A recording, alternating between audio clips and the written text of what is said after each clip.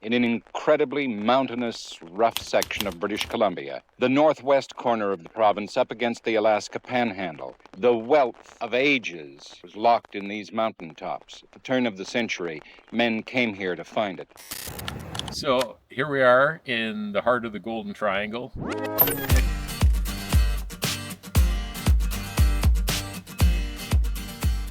Another year, another site visit. This year we're heading up with Amanda Bennett and Rob McLeod to take a look at Porter, Idaho and some of the neighboring properties near Stewart. On the way up, we also stopped at Bear Glacier, and we actually get to fly over this glacier later on in the video, and you'll get a chance to see all of the neighboring properties and projects and how it lines up with the location of this glacier and the location of the town. We drove all the way from Terrace to Stewart, and we stayed at the King Edward Hotel and Motel. And just the landscape here is absolutely gorgeous.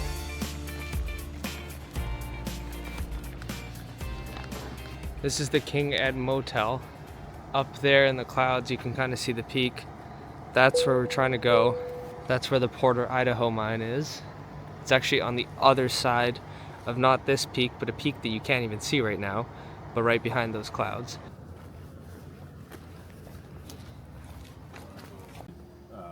Get to or drill, still up there, is drill in and around where. Welcome to day 2 in Stewart, BC. We're gonna go grab some breakfast with Rob McLeod and Amanda Bennett. Rob McLeod, for those who don't know, is kind of a legend in this town. His family used to own the King Edward Hotel and Motel that we're staying at. Yeah, he's one of the biggest most successful mining people to come out of this place. So now we're gonna go grab some breakfast with them. We're now about to take the helicopter up. We're gonna go take a look at Porter, Idaho. But Porter, Idaho is a mine where the silver that was mined was so high grade that they used to just send it straight, I think, to be refined. Let's see if we can get up there because the clouds are kind of socked in right now. Down the street there is where the helicopter takes off from. This is the King Edward Hotel. So Rob McLeod's grandfather owned the King Edward, and father owned the King Edward Hotel and Motel, and his family was in the hotel business before getting into the mining business. Look at that rock face. Amanda. Hi. Nice to meet you. Nice to meet you.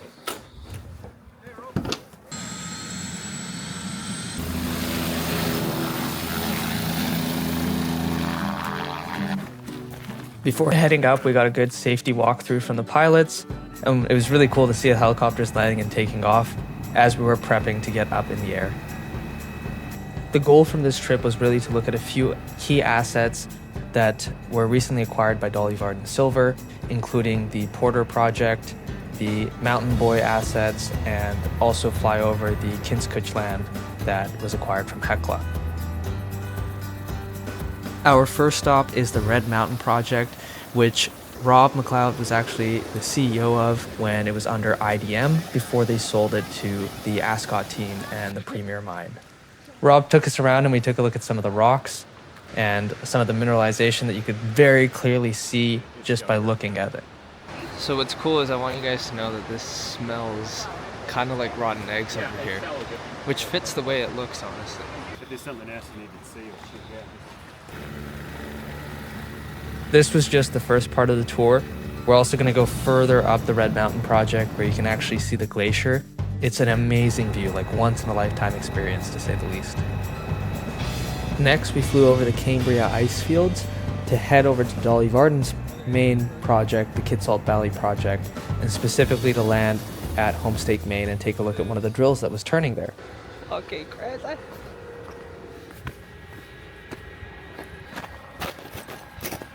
We are at Homestake, Maine for Dolly Varden. Last year it was somewhere up there, was a drill pad. Lots of mud down there. It's gonna stay up to the side. Woo! Good news is, not a lot of rain. The drills are turning. Good old Almanica. Now we're flying over from Homestake to some of the Mountain Boy acquisitions that Dolly Varden has made. This is very valuable and prospective land because there's a lot of mineralization that you can see, and there's already had some historic drilling which has shown some mineralization. Now we're going to take Dolly Varden's technical team, have them take a look at these actual drill results and the mineralization that they see at surface and see if they can work their magic and find something that maybe people missed before. Tell me where we are again. Barbara, Barbara? aka BA. But this is the Barbara target on BA. And this is one of the acquisitions. This is one of the acquisitions. Dolly purchased. The entire time that I was there, I was extremely impressed with the mineralization, but also just the beauty of the region. I'm sure many people would pay thousands of dollars for a tour. It's really one of a kind. It's absolutely beautiful.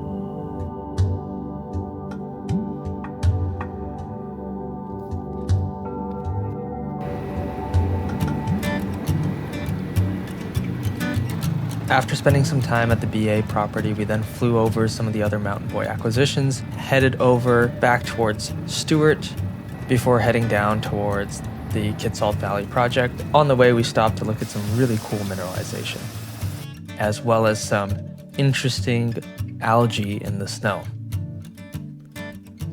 I'm just filming this so you can see how coordinated you are. After the quick stop where I looked at the red algae and Rob and Amanda looked at the mineralization, here you can see all the roads that were built to take the drill pads to the different drill sites. We spent some time flying over to really get a good idea of the work that had been done. Now that the clouds cleared, we finally got a chance to land and take a look at the Porter Idaho Mine. You can see that the structures are still standing. So where are we, Rob? So we are at the richest pure silver mine in the Golden Triangle.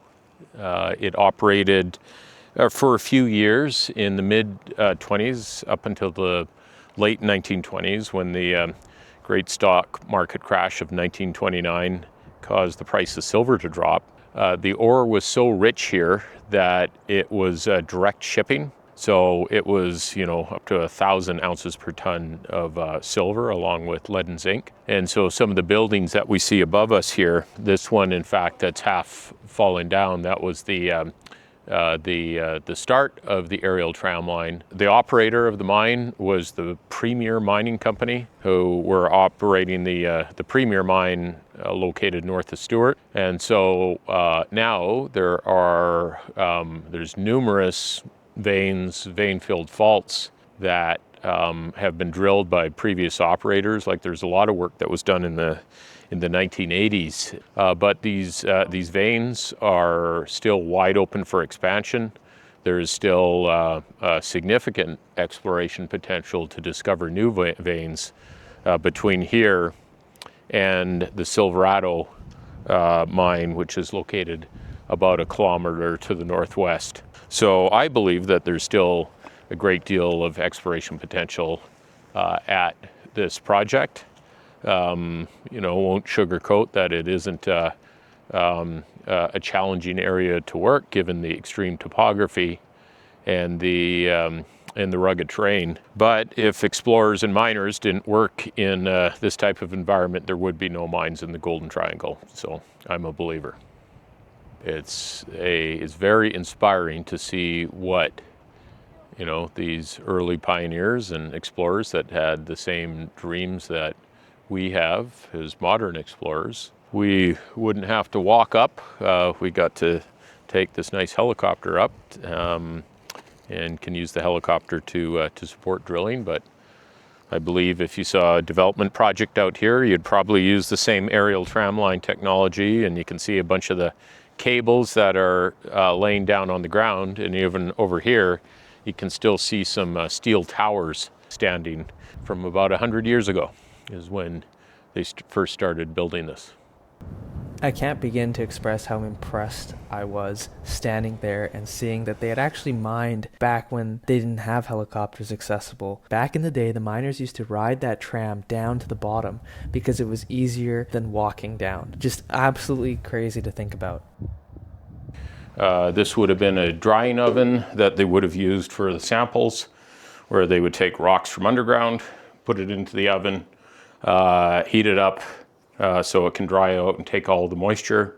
If you look out the window here, you got a very nice view of the upper station for the aerial tram line. You can even see some of the big wheels that would have spun the cables around. Tremendous amount of snow up here, so all the steel is bent from the weight, but you can also see the cables that are still running down that would have gone all the way down to the Pacific Ocean at the Portland Canal.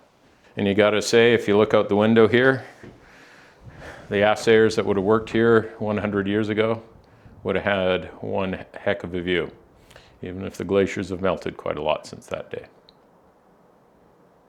And probably some of these, bed springs and stuff might have been from some of the work that was being done in the 1980s. The most telltale sign for that era, stubby beer bottles.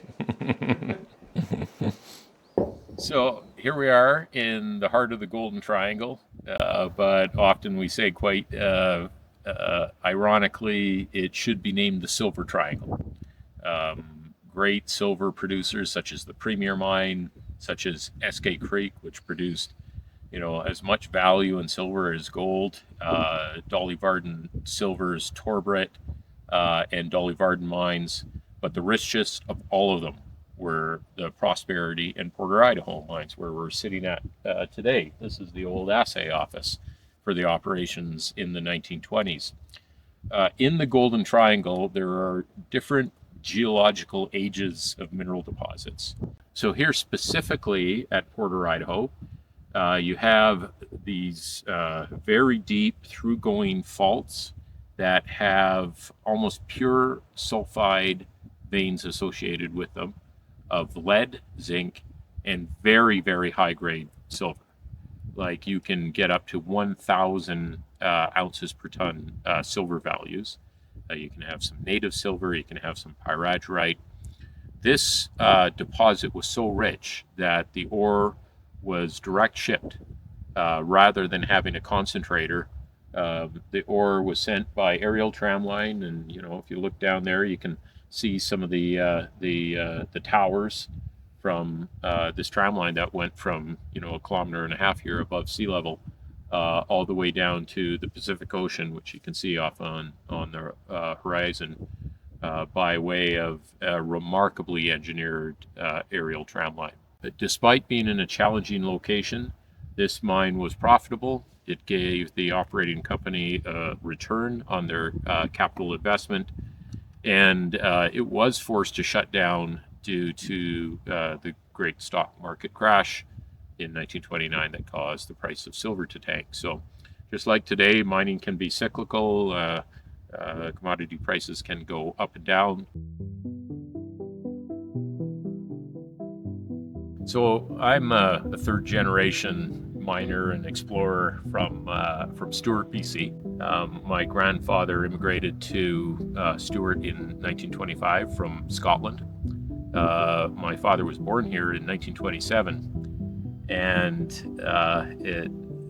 it's actually, this is a place that really touches my heart because in 1979, my dad, who was known as a historian of mining in the Golden Triangle in the Stewart area, he was interviewed by a broadcaster named Bob Switzer for a series called The Northerners, and where he discussed, and he knew a lot of the old timers that used to work up here that discovered this ore body, and that made what is one of the most remarkable mining operations in all of Canada, in what is a very isolated, challenging, steep environment that gets world record snowfalls. And so I love to go and watch this old video, which is on my YouTube page, from a series called The Northerners, where he stopped here and he talked about this building here, which has since collapsed since that 1979 video. The old assay office still stands. The aerial tramline station still stands. But it's wonderful to hear his voice and to also to be able to share in the history of this remarkable project. What an awesome moment to be able to sit there with Rob and really go through and see where his dad had filmed that video all those years ago and all the changes that has happened in his life since then, but he's still coming back to this project. I think this is really interesting given what's currently happening with the Ascot mine and Red Mountain with Rob as well.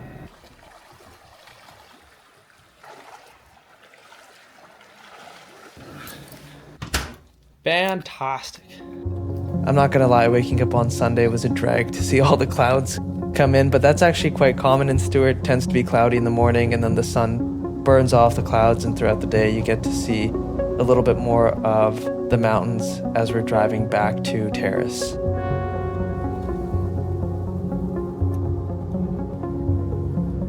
And I have to give Rob props here for driving. I will be honest, I fell asleep on the way back to the airport, so it was a good thing Rob was manning the wheel. And now we're back in Vancouver. So I hope you guys enjoyed that site visit. Again, beautiful to really see the Porter Idaho Mine, the Mountain Boy properties, and also the Kitsault Valley project with Dolly Varden. Huge year for Dolly Varden, and very excited to see what happens in the Golden Triangle with Rob McLeod and the rest of the team.